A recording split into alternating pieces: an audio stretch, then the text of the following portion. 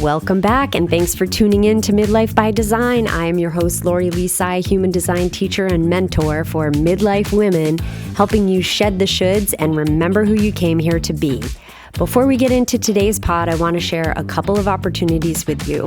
One is my one-to-one coaching, which if you have been thinking about working with me, if you want to use your human design to work through something that's going on for you in midlife, if you want to dive in and have specific practical ways to work through what you're experiencing, then fill out the Midlife Mapping form that I will drop below. It's actually booking a call with me and then a couple of questions. So let's have a conversation and see if working together would be the best fit.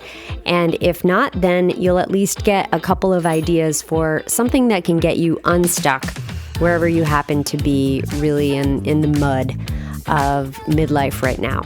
The other opportunity is an in-person workshop in Waterbury, which is my hometown, and I am doing that this Wednesday, the 23rd. I invite you to join me if you want to talk about perimenopause and human design and the intersection, how we can use human design to work through peri and or menopause. So I invite you to join me. I'll leave the registration below in the show notes as well. Today's episode is the third in the Bikini series, and today we are diving into digestion, the digestion component of human design, which is one of my favorite things to talk about. So I'm super excited. Without further ado, let's dive in. Hello, beauties, and welcome back to Midlife by Design. Today's episode is the third in a series on bikini season, and being that it's summer and we are wearing fewer layers of clothing, it seems to be a time when we can really get in our heads about what we look like and how our bodies are changing in midlife. And so today's episode is specifically focused on a different part of human design that I haven't talked a lot about. I've definitely alluded to it, but haven't spent a whole lot of time on it, and that is digestion or determination. They are one and the same. So we're going to talk a little bit about that. So if you have been trying to change your body, if you have been doing things like clean eating or more protein, that is kind of the classic advice for midlife women, is pounding the protein, right? If you've tried intermittent fasting, that's been one thing that seems to be pretty popular for midlife women as well. Maybe you've tried the Mediterranean diet or whatever happens to be the latest recommendation. And you might have found that you've been trying all of these things and they've not been working as well as you believe they may have in the past had you been younger. And the first thing I want to do is name that as a limiting belief, because I think that we can fall into the trap of believing that just because we are getting older, things have to be harder.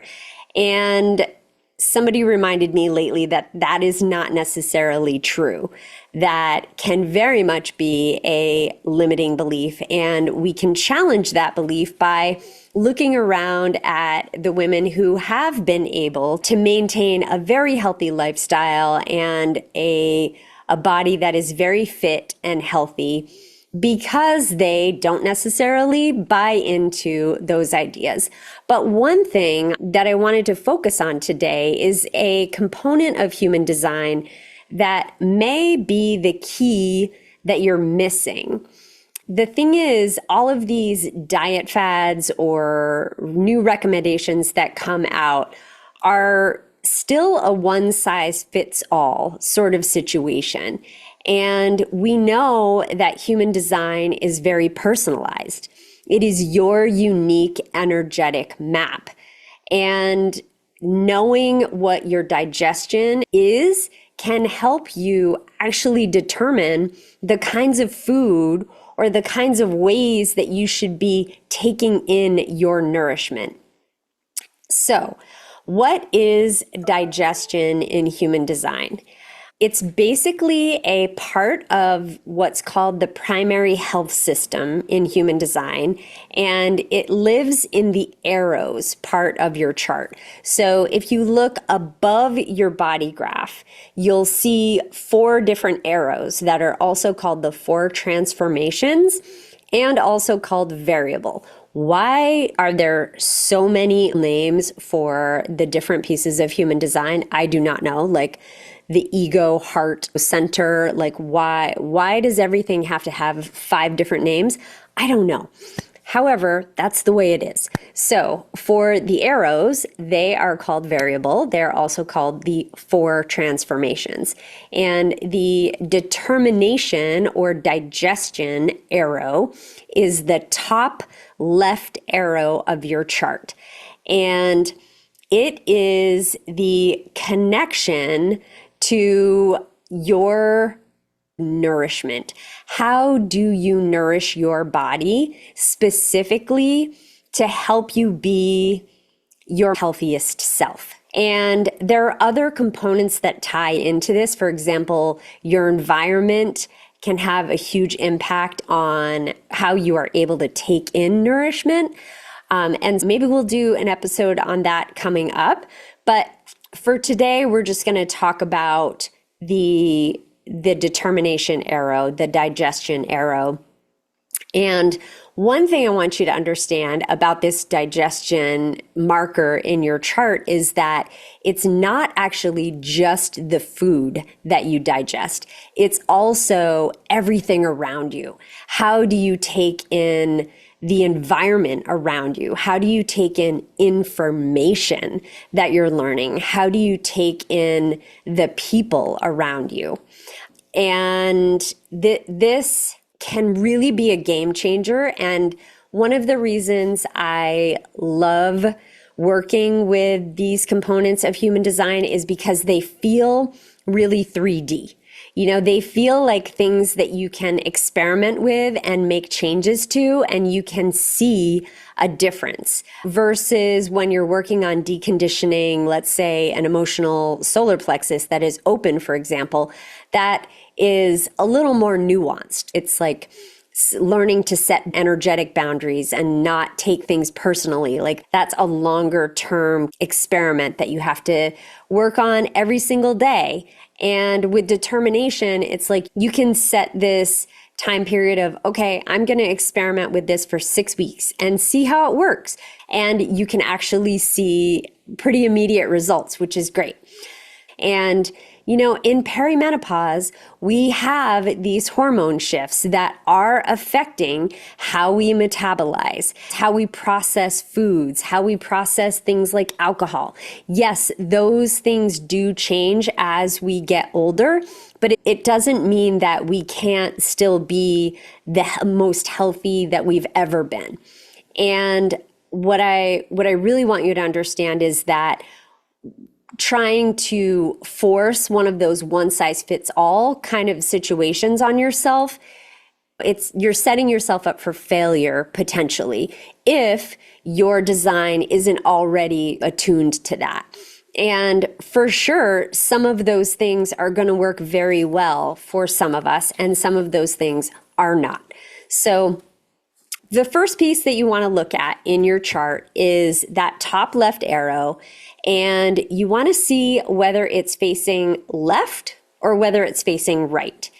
And if that arrow is facing left, then you may find that you are thriving when you keep yourself well nourished and well hydrated throughout the day, that you don't go too long without eating because you are what's called active. So with your arrow facing left and this active nature to that variable, it means that you want to be constantly nourishing yourself because you need that energy. You're going to be burning it off more quickly. And if you think about it, these are the people who they need snacks, they need food all the time, just like little things. You don't need to have 10 meals throughout the day, but you need to have something.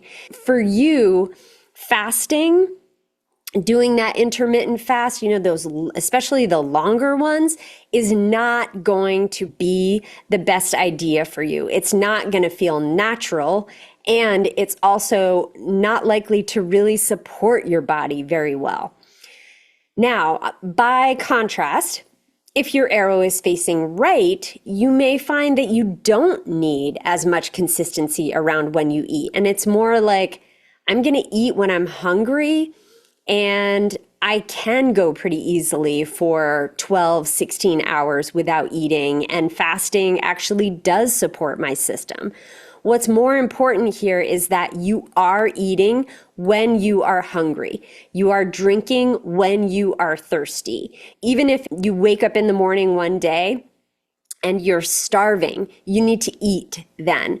Whereas you wake up the next morning and maybe you're not hungry until noon. So there's less consistency. That right-facing arrow is much more about flow versus the left-facing arrow is much more about structure. The left-facing arrow is active. The right-facing arrow is passive. It's like you're taking in, it's more feminine energy, and the left-facing arrow is more masculine energy. So those two things in and of themselves can be game changers. All of a sudden, from your human design chart, whether you should give intermittent fasting a go, for example. So there are 6 different digestion styles, actually 12, because each of the 6 has that left or right facing component to it.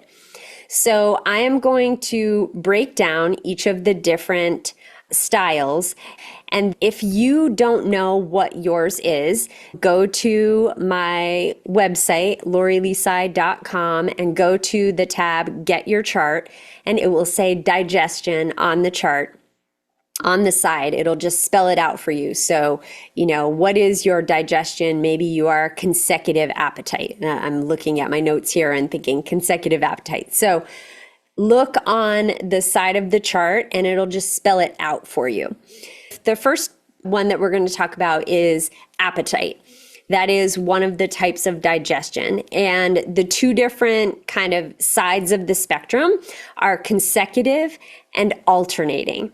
And the most important thing that you need to know about your digestion, if you have consecutive or alternating, is simplicity. This is the most basic, the oldest type of digestion in the human design system.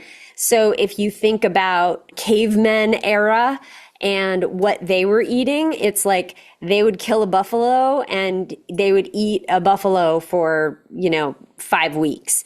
Or they would hunt and gather. They would gather a bunch of berries and eat a bunch of berries in the summer.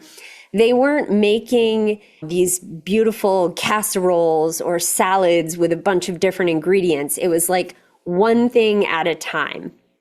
So for you, it's going to be really important not to overwhelm your system with a bunch of different ingredients. Instead, it's best to take one thing at a time. So I like to use the Thanksgiving plate as an example here for consecutive and alternating. It's like you're going to go around the plate and each thing you're going to eat one at a time. Instead of taking a bite of turkey with a little bit of squash and some gravy, and maybe you throw on a piece of asparagus with it, you're going to eat the turkey first. Then you're going to go to the squash. Then you're going to go to the asparagus. That's how you're going to eat. So really trying to eliminate excess ingredients, the simpler, the better. And just going through your pantry and your refrigerator and looking at all of the different things that are mixed and getting rid of them and trying to simplify as much as possible. And listen, we're in the summer season here in Vermont right now, and it's a beautiful season to be able to experiment with that because we have so many fresh ingredients. Go to the farmer's market and then just try experimenting and see how your body feels. See how you process these things and how your body reacts. One caveat that I didn't say earlier that I really should mention is with your variable placements, this is where your birth time is incredibly important. If you don't know your exact birth time, this is where these things can really change a lot from minute to minute. The closer you can be to the exact time, the better. And if you're finding that your digestion doesn't really serve you or it's not working very well, then it could be a number of things. It could be that there are some things out of whack with your environment, or you're living in other ways that are really misaligned for you, and so you're not able to get that nourishment. Or it could be that you have the wrong birth time. And I would especially be suspect if you have a birth time that ends in a 5 or a 0, because those are rounded birth times. So anyway, sorry for that tangent, but important caveat to mention there. Okay, the next type of digestion is taste. And this is either open or closed taste, depending on yours. And essentially for you, your system is designed for repetition. So one of my sons has consecutive appetite and the other one has closed taste. And I can see it so very clearly in both of them because my son who has closed taste, he goes through these phases. I think I've mentioned this before on the pod, where maybe it's a macaroni and cheese phase and he'll eat macaroni and cheese for 5 weeks in a row every single day. And then all of a sudden the macaroni and cheese phase is gone and we're on to pasta with pesto or something like that. These types of digestions are designed for a repetition. So it's good for you and nourishing for you to stick with what food brings you pleasure, what tastes good to you, because this is all about taste. And you might find that you also like things to be tasteful in terms of like tastefully done, tastefully prepared, for example. So sticking with things that are repeated in your routine. And then you find that when you're done with it, don't judge yourself for that. Just be like, oh, okay, I guess this has run its course and I'm on to the next thing. You may also find that you like eating with the seasons. So experimenting with that and really thinking about back to that idea of going to the farmer's market, looking at what's in season and just experimenting with, do I like to eat with what is fresh? I would also recommend that you take your favorite foods with you when you travel, so you have that opportunity to still be eating those. Okay, so the third type of digestion is hot or cold thirst. And with this type of digestion, you want to think about lots of liquids, constantly hydrating yourself. And the difference between the two is that if you have hot digestion, then you're probably going to thrive on things that are warm when you put them into your mouth. So think about foods that have been cooked, things that are hot, like tea or soup if you're eating, or things that are coming right off of the stove. Versus cold would be things coming right out of the refrigerator and things that are cold when you're putting them into your mouth. So, if you're thinking about raw food like carrot sticks or celery sticks or salads, and then things like smoothies might be more nutritious for you. So some things to experiment with would be feeling into that. How do I feel when I put hot things into my body if I am a cold thirst determination? For example, if you think about if you are a cold person and you go to a restaurant to get food, letting it just sit for a little bit so it gets more to room temperature. And then almost same thing for if you're a hot person, if something is coming right out of the refrigerator, at least letting it heat up to room temperature. So kind of working with it a little bit to balance it out versus just going with it right out of the fridge or right off the stove if, you're the opposite determination. And then remembering how important it is to always feel like your thirst is quenched. That is a really important component of digestion for you. Okay, the next one is calm or nervous touch. And your digestion has more to do with the energy around you. Think about environments that are either calm or buzzing. And the important thing here is to be eating in that environment.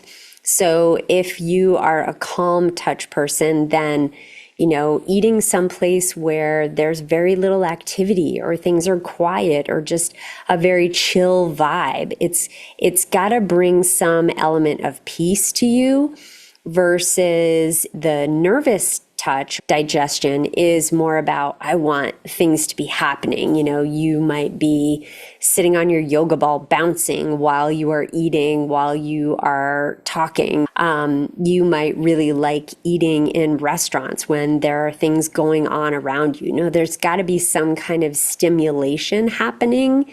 If you are a nervous touch, you might think about creating rituals around eating for you if you are a calm touch person versus if you are a nervous touch person, thinking about some sort of movement when you're eating. You may prefer to eat on the go if possible. And if you can't eat on the go, if your expectations in your household are such that you sit down and you eat a meal, then making sure that there's movement before or after the meal to kind of sandwich it can be really helpful for you. And see how it feels. Again, this is all about experimenting.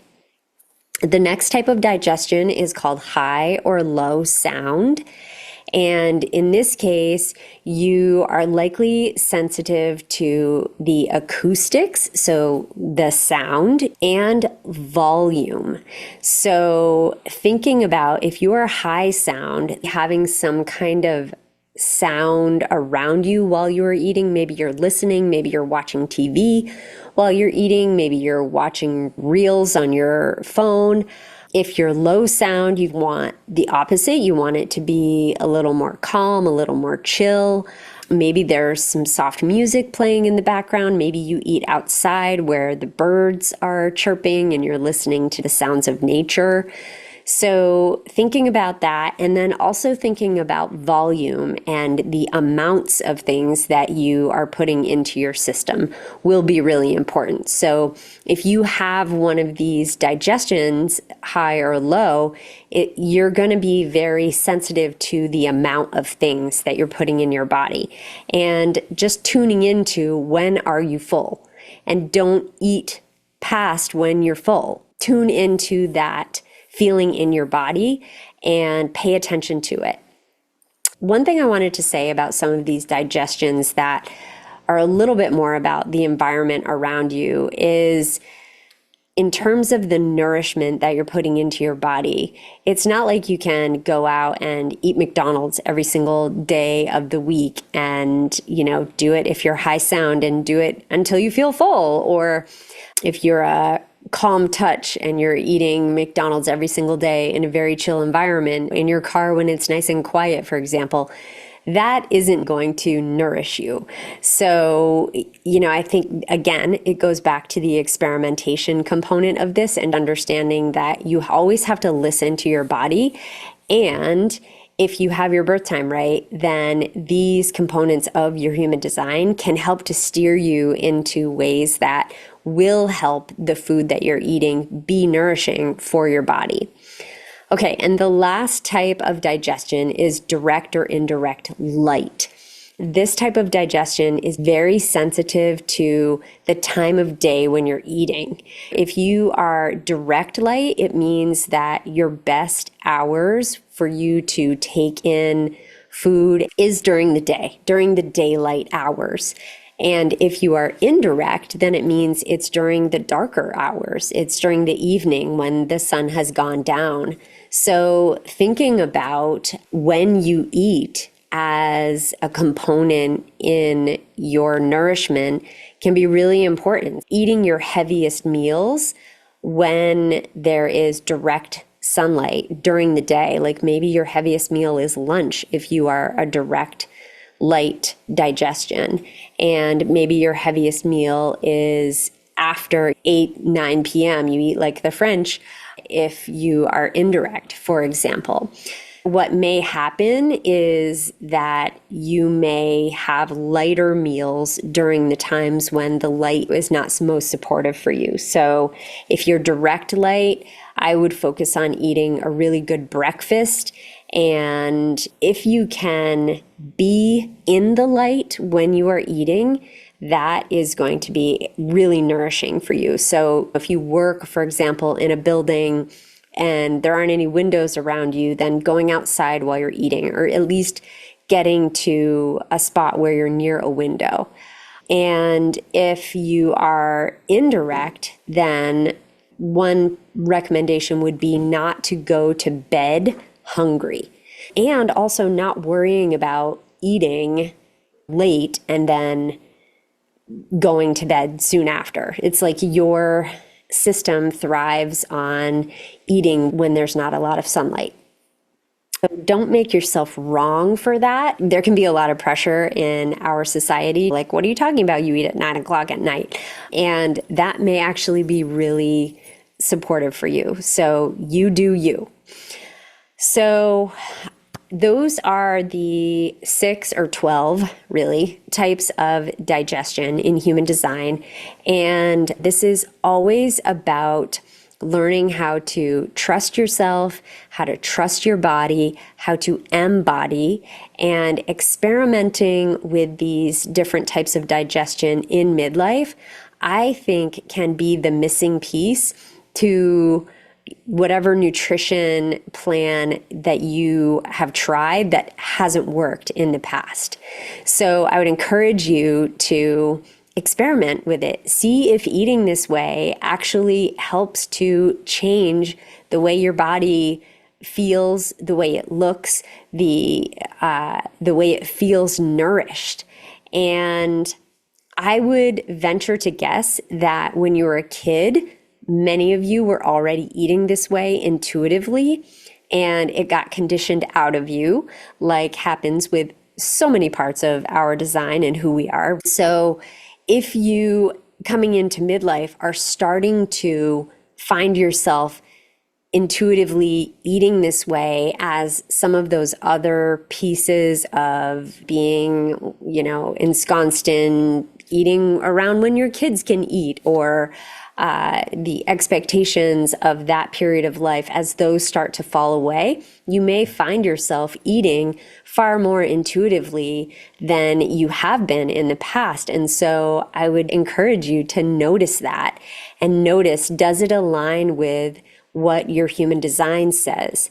Digestion and determination really invites you to tap into a different way of eating.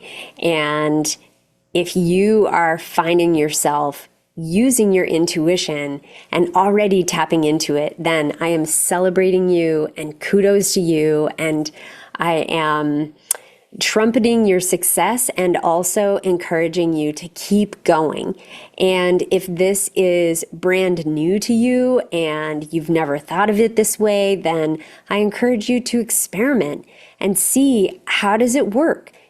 Does it support you? And I also want to say, don't throw it out totally if it's not working for you or not bringing you the results that you thought that it might, because there are other elements. We are human beings. We are very multifaceted and all kinds of different layers, and your environment makes a big difference as to how the nourishment will land in your body as well.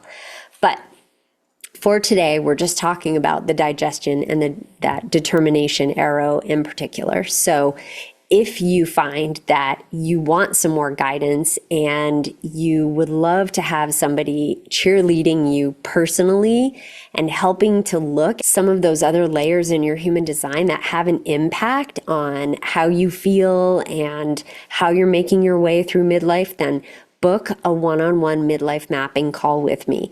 I will leave the link in the show notes, and we can talk about what are some of the things that are happening for you. What are some of the pieces of your human design that could be supportive? And if it makes sense, we can talk about working together. So thank you so much for listening today. And until next time.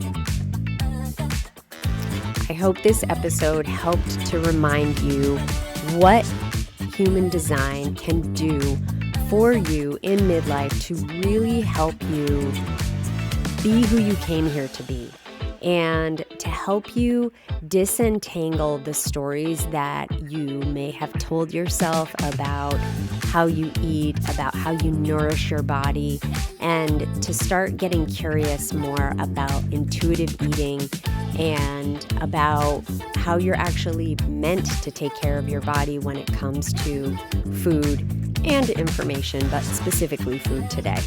So thank you so much for listening. I would love to hear your thoughts. If you want to share them with me on Threads or Instagram, feel free to reach out. And just remember that you are a beautiful human. And if you need more guidance, schedule that midlife mapping call. The link is in the show notes. As always, I'm coming to you as your spiritual spark plug, your portal priestess, holding space for you as you find the strength to let go of what no longer serves you, joy to fill your days, and clarity to be who you came here to be.